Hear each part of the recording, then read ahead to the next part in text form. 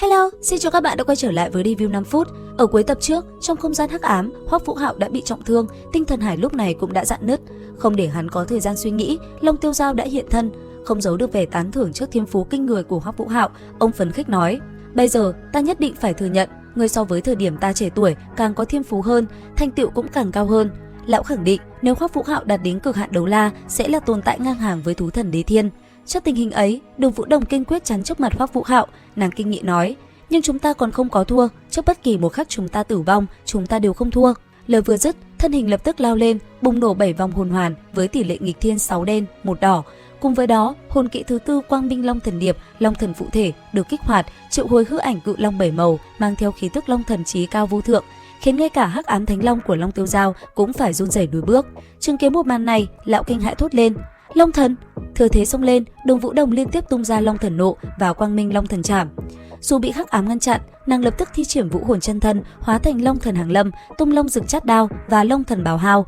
Tuy nhiên, chênh lệch tu vi quá lớn, Long Tiêu Dao chỉ cần dùng hắc ám lĩnh vực đã phong tỏa hoàn toàn Đường Vũ Đồng. Đúng lúc này, biến cố xảy ra, Tuyết Đế bất ngờ xuất hiện dùng Đế Hàn Thiên đánh vào tâm trí Long Tiêu Dao. Tiếp đó, Băng Đế dùng đế trưởng đóng băng cánh tay trái của lão. Thời cơ chín muồi, Hoắc Vũ Hạo tung ra đòn quyết định, chứa đựng mọi cảm xúc hỉ nộ ái ố. Hạo Đông trưởng, đời đời kiếp kiếp, hai trưởng va chạm, Hoắc Vũ Hạo kích hoạt băng bạo thuật, khiến cơ thể Long Tiêu Dao bị đông cứng, rồi nổ tung thành bụi phấn băng tuyết.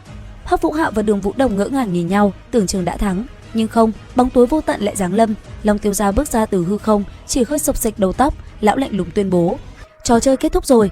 Lão dễ dàng túm Đường Vũ Đồng về phía mình, phong ấn toàn bộ sức mạnh của nàng. Cùng lúc ấy, Long Tiêu Dao ném ra hai thanh chủy thủ chứa hắc ám chỉ độc.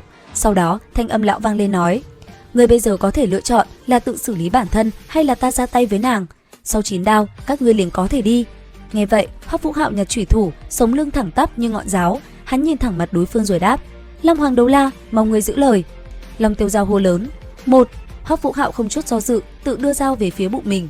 Long Tiêu Dao cười khoái chí, lão bổ sung lượt chơi: "Ta chỉ muốn nói cho ngươi, trong quy tắc của chúng ta, mỗi một đao đều cần xuất ra 2 lỗ mới được." Hoắc Vũ Hạo nghiến răng ấn sâu lưỡi thanh mang cho xuyên thấu ra sau lưng. 2. Hoắc Vũ Hạo tiếp tục ra tay vào bên bụng còn lại, tinh huyết phun xối xả, nhuộm đỏ cái y phục. Ở bên cạnh, Đường Vũ Đồng gào khóc thảm thiết. Đao thứ 3 xuyên tới, Hoắc Vũ Hạo bắt đầu kể chuyện để trấn an nàng. Thanh âm hắn hiếu ớt vang lên: "Vũ Đồng, năm đó ta vừa tiến vào học viện Sử Lai Khắc mới 11 tuổi." 4. Lưỡi thanh mang nhắm chuẩn vị trí dạ dày, hắn kể về người bạn cùng phòng Vương Đông, về những ngày tháng quét dọn thay đồng bạn. 5. Lại thêm một vết thương chí mạng, hắn kể về vinh quang của Sử Lai Khắc thất quái và chức vô địch đấu hồn đại tái. 6. 12 lỗ thủng trên người, hắn kể về tương thân đại hội chân hồ hải thần, về tình yêu với Vương Đông Nhi và sự day dứt với Vương Thu Nhi. Cơ thể hắn bắt đầu lảo đảo, mắt chuyển màu xám tro. 7. Hắn ngã sụp xuống vũng huyết sắc dưới chân, phải chống tay để không ngã hẳn. Hắn thú nhận sự thất vọng khi biết Đường Vũ Đồng không phải là Đông Nhi. 8.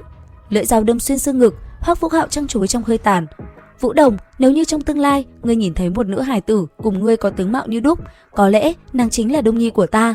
9. Hoắc Vũ Hạo dùng chút tàn lực cuối cùng nhắm thẳng vào vị trí trái tim mình. Phốc, 9 đao, 18 động, Hoắc Vũ Hạo mỉm cười ngã ngửa, hoàn toàn tắt thở, giải thoát khỏi mọi gánh nặng. Đường Vũ Đồng cũng ngất lịm đi vì đau đớn tột cùng. Ngay khi Hoắc Vũ Hạo ngã xuống, thái độ của Long Tiêu Dao thay đổi hoàn toàn. Lão thở dài lẩm bẩm nói: "Tốt, quả là một người trẻ tuổi trí tình trí nghĩa a." Thực chất, toàn bộ màn tra tấn chỉ là thử thách để Hoắc Vũ Hạo đạt đến trạng thái hư nhược tuyệt đối nhằm hấp thụ long đan. Ngay sau đó, Long Tiêu Dao dùng lĩnh vực hắc ám chữa lành vết thương, đốt long đan cho Hoắc Vũ Hạo, rồi đặt Đường Vũ Đồng nằm cạnh hắn. Lão mỉm cười đầy ẩn ý rồi để lại câu nói: "Tiểu tử ngốc, trên thế giới này trừ phi là song bào thai, nếu không lại thế nào có nhiều người giống nhau đến thế a?" Cùng lúc đó, tại Hoàng cung Đế quốc Nhật Nguyệt, một âm mưu đen tối khác đang diễn ra. Từ Thiên Nhiên dù bại trận tại cực Bắc, vẫn an ủi và ban thưởng cho Quất Tử. Tuy nhiên, hắn triệu nàng lại để ra một nhiệm vụ bí mật động trời. Do bị thương năm xưa, Từ Thiên Nhiên không còn khả năng sinh con, nhưng áp lực từ quân thần buộc hắn phải sớm lập hoàng chữ. Bởi thế, hắn ra lệnh cho Quất Tử: "Trẫm sẽ tìm trong thân tộc một người phù hợp để lưu lại huyết thống cho nàng hãy sinh đứa trẻ đó ra, nó sẽ chính là người thừa kế tương lai của trẫm."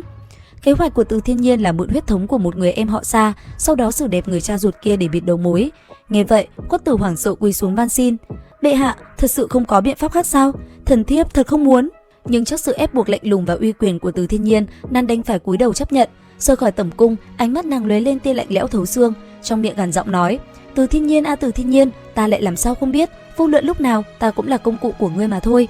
Đến đây thì cũng hết tập 134 Tuyệt Thế Đường Môn. Xin chào và hẹn gặp lại các bạn ở những video tiếp theo.